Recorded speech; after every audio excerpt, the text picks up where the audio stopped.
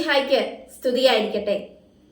ഭാരതത്തിന്റെ ലിസ്യുവായ ഭരണജ്ഞാനത്ത് അനേകായിരങ്ങളെ കർത്താവിങ്കലേക്ക് ആകർഷിച്ചുകൊണ്ട് വിശുദ്ധിയുടെ പരിമളം പരത്തി പുണ്യപുഷ്പമായി വാടാതെ നിൽക്കുന്ന ഭാരതത്തിന്റെ പ്രഥമ വിശുദ്ധ അൽഫോൺസ അനേകായിരങ്ങൾക്ക് സുവിശേഷത്തിന്റെ ആവേശം പകരാൻ, മിശിഹ അനുകരണത്തിന്റെ അഗ്നി കൊളുത്താൻ പീഠത്തിന്മേൽ ഉയർത്തിവെക്കപ്പെട്ട വിളക്കാണവൻ. അൽഫോൺസാമയുടെ പരിധിയില്ലാത്ത സ്നേഹവും പരാതിയില്ലാത്ത സഹനവുമാണ് ലോകദൃഷ്ടിയിൽ അധികം ആരും അറിഞ്ഞിട്ടില്ലാത്ത അവളെ ദൈവം വിശുദ്ധിയുടെ സോപാനത്തിലേക്ക് ഉയർത്തിയതിന് പിന്നിലെ രഹസ്യം. സഹനത്തിന്റെ പുത്രിക്ക് സഹനത്തിന്റെ കൊച്ചു കൊച്ചു മുള്ളുകൾ കുഞ്ഞുനാൾ മുതൽ തന്നെ ദൈവം കൊടുത്ത് പരിശീലിപ്പിച്ചിരുന്നു. അൽഫോൺസാമയെ വിശുദ്ധിയിലേക്ക് വളർത്തിയ വലിയ ഒരു വ്യക്തിയുണ്ട്. അത് മറ്റാരുമല്ല, അൽഫോൺസാമയുടെ വല്യമ്മച്ചിയാണ്. കുഞ്ഞന്നക്കുട്ടിയെ മടിയിലിരുത്തി വിശുദ്ധരുടെ കഥകൾ പറഞ്ഞു കൊടുത്ത വല്യമ്മച്ചി. വിശുദ്ധയാകണമെന്നുള്ള അതിയായ ആഗ്രഹം അന്നു മുതലേ അന്നക്കുട്ടിയിലുണ്ടായിരുന്നു.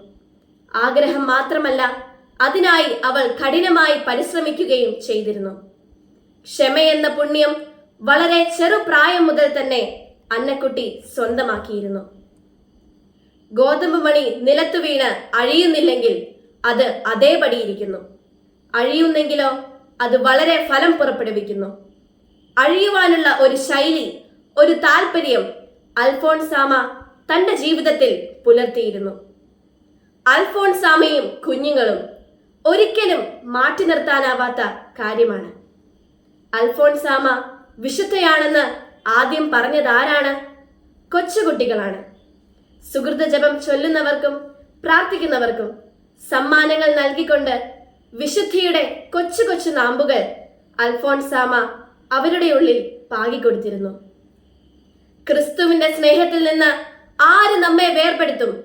ക്ലേശമോ ദുരിതമോ പീഡനമോ പട്ടിണിയോ നഗ്നതയോ ആപത്തോ വാളോ? പൗലോസ്ലീഹായുടെ ഈ ചോദ്യത്തിന് സ്വന്തം ജീവിതം കൊണ്ട് സാക്ഷ്യം നൽകിയ വിശുദ്ധയാണവൾ.